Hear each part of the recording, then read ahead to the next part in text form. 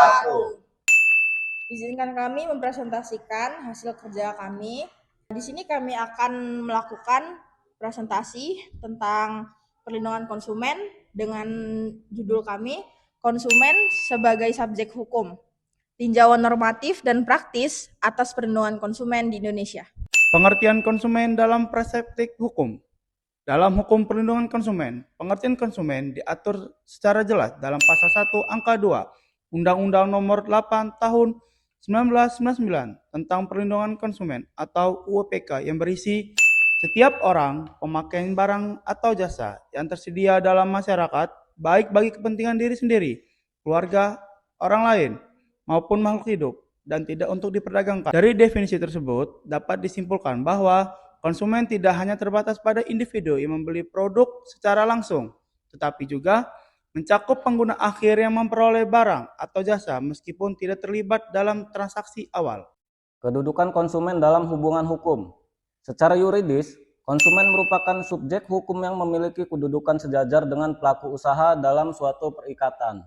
Kedudukan ini terwujud dalam hubungan hukum perdata dalam kurung kontraktual maupun publik atau regulatif. Dalam konteks perdata, konsep terikat dalam suatu hubungan jual beli atau penggunaan jasa yang mengandung hak dan kewajiban timbal balik antara konsumen dan pelaku usaha. Bila salah satu pihak tidak menjalankan kewajibannya, pihak lain berhak untuk menuntut ganti rugi.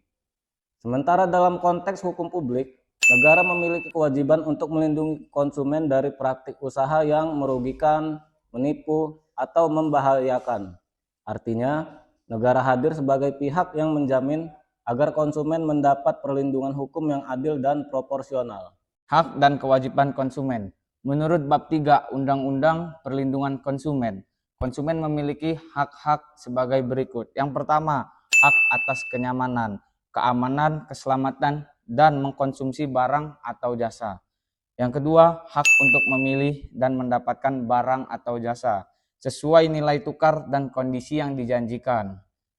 Yang ketiga, hak atas informasi yang benar, jelas, jujur mengenai kondisi dan jaminan barang atau jasa. Yang keempat, hak untuk didengar pendapat dan keluhannya. Selanjutnya yang kelima, hak atas pembinaan dan pendidikan konsumen. Yang ketujuh, hak untuk mendapatkan perlindungan hukum dan penyelesaian sengketa secara layak. Yang terakhir, hak untuk mendapat advokasi dan perlakuan yang setara di hadapan hukum. Selanjutnya, sementara kewajiban konsumen. Konsumen memiliki kewajiban. Yang pertama, membaca atau mengikuti petunjuk informasi dan prosedur pemakaian barang atau jasa. Yang kedua, itikat baik dalam melakukan transaksi pembelian. Yang ketiga, membayar sesuai dengan nilai tukar yang telah disepakati antara konsumen dan pelaku usaha. Yang terakhir, mengikuti upaya penyelesaian sengketa konsumen secara baik. Selanjutnya, dengan diakuinya hak dan kewajiban ini, konsumen tidak hanya menjadi objek dalam transaksi, tetapi juga subjek hukum aktif yang dapat menuntut perlindungan dan keadilan bila haknya dilanggar. Landasan hukum perlindungan konsumen di Indonesia. Perlindungan konsumen di Indonesia memiliki dasar hukum yang cukup kuat. Secara normatif, beberapa peraturan yang menjadi landasan utama perlindungan konsumen antara lain Undang-Undang Dasar Negara Republik Indonesia tahun 1945, khususnya Pasal 28 ayat 1 yang menjamin hak setiap orang atas rasa aman dan perlindungan dari ancaman terhadap hak-haknya. Pasal 33 yang mengatur bahwa perekonomian disusun sebagai usaha bersama berdasarkan atas kekeluargaan yang mengandung makna keadilan dan keseimbangan antara pelaku usaha dan konsumen. Undang-Undang Nomor 8 Tahun 1999 tentang Perlindungan Konsumen UUPK sebagai instrumen hukum utama yang mengatur hak, kewajiban, dan mekanisme perlindungan konsumen.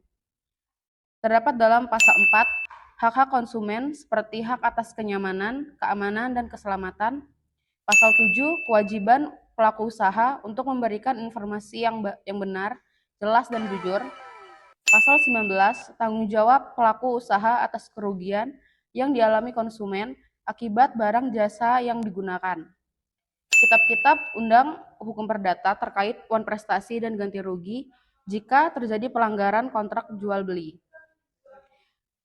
Peraturan pelaksana lainnya seperti peraturan pemerintah, Menteri Perdagangan, serta ketentuan sektoral di bidang jasa keuangan, transportasi, kesehatan, dan teknologi digital. UPK sendiri merupakan payung hukum yang mengakui konsumen sebagai subjek hukum yang memiliki hak atas keadilan, keamanan, dan transparansi dalam transaksi barang dan jasa. Kasus pelanggaran hak konsumen.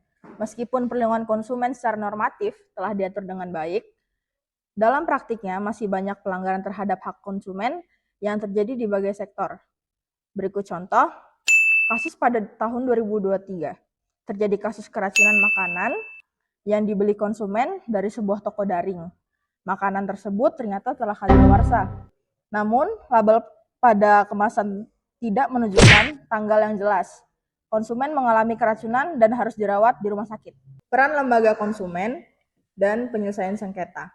Meskipun ada tantangan, masih ada ruang positif lewat peran lembaga dan mekanisme alternatif yang tersedia, antara lain LPKSM atau Lembaga Perlindungan Konsumen Swadaya Masyarakat. Lembaga ini membantu konsumen untuk mengajukan pengaduan, memberikan edukasi, serta mendorong mediasi antara konsumen dan pelaku usaha. Dan yang kedua ada BPSK, yaitu Badan Penyelesaian Sengketa Konsumen. Lembaga ini menawarkan penyelesaian sengketa dengan cara mediasi, arbitrase atau konsiliasi yang bersifat cepat, murah, dan tidak perlu melalui proses pengadilan.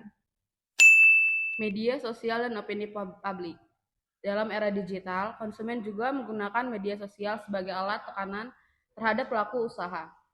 Meskipun bukan cara formal, metode ini cukup efektif untuk menuntut tanggung jawab, namun semua ini masih bersifat reaktif, bukan preventif, sehingga perlindungan konsumen baru berjalan setelah kerugian terjadi.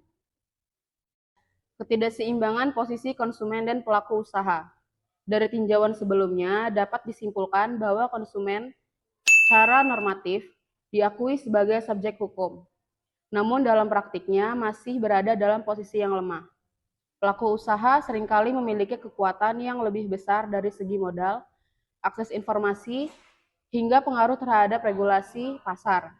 Di sisi lain, konsumen sebagai individu lebih sering pasif dan tidak mendapat pendampingan hukum yang memadai. Dalam hubungan kontraktual, pelaku usaha memiliki keunggulan dalam menyusun syarat dan ketentuan terms and condition, sehingga asas kebebasan berkontrak seringkali menjadi kedok untuk menyisipkan klausul baku yang merugikan konsumen. Meskipun pasal 18 UU PK melarang klausul yang menghapus hak konsumen, penerapannya masih belum optimal. Ketidakefektifan penegakan hukum perlindungan konsumen. Meski undang-undang dan lembaga pendukungnya sudah ada, namun dalam praktiknya, yang pertama, penegakan hukum lemah. Sanksi administratif maupun pidana jarang diterapkan, bahkan terhadap pelanggaran serius. Yang kedua, konsumen jarang menggugat karena dianggap rumit, mahal, dan tidak menjamin kemenangan. Poin yang ketiga, yaitu peran pemerintah dan pengawasan masih minim, utamanya di wilayah pedesaan atau sektor informal. Evaluasi ini menunjukkan bahwa perlindungan hukum konsumen belum berjalan efektif, sebagaimana amanah konstitusi maupun undang-undang perlindungan konsumen. Kendala yang dihadapi konsumen dalam menuntut haknya. Beberapa kendala yang sering dihadapi konsumen ketika ingin memperjuangkan haknya antara lain, rendahnya literasi hukum konsumen, terutama di kalangan masyarakat menengah di bawah. Proses penyelesaian yang rumit dan lambat. Walaupun sudah ada BPSK, namun tidak semua daerah memiliki atau mengaktifkan lembaga ini secara optimal.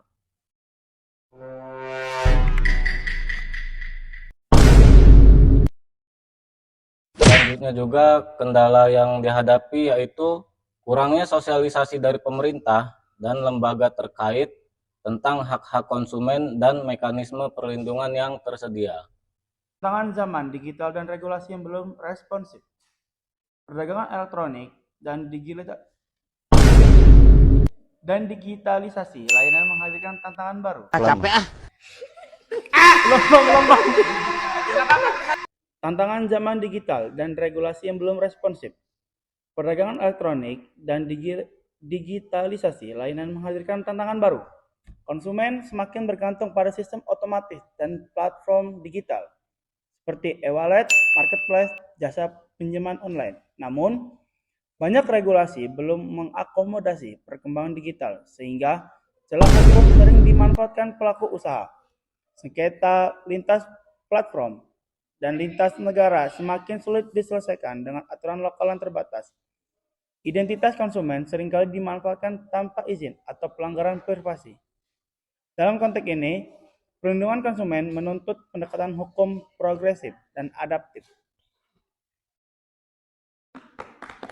Upaya perbaikan dan rekomendasi. Beberapa langkah strategis yang perlu dilakukan ke depan meliputi revisi dan harmonisasi regulasi agar sesuai dengan perkembangan teknologi dan kebutuhan konsumen modern. Penguatan kapasitas lembaga pengawas seperti BPKN, BPSK, baik dari segi anggaran maupun SDM. Pendidikan hukum untuk konsumen melalui kampanye publik, pendidikan di sekolah, dan literasi digital. Kemudahan akses pengadilan, baik secara daring maupun luring, secara penyederhanaan, prosedur penyelesaian sengketa, pengawasan terhadap pelaku, usaha, dan digital platform agar tidak terjadi penyalahgunaan dominasi pasar.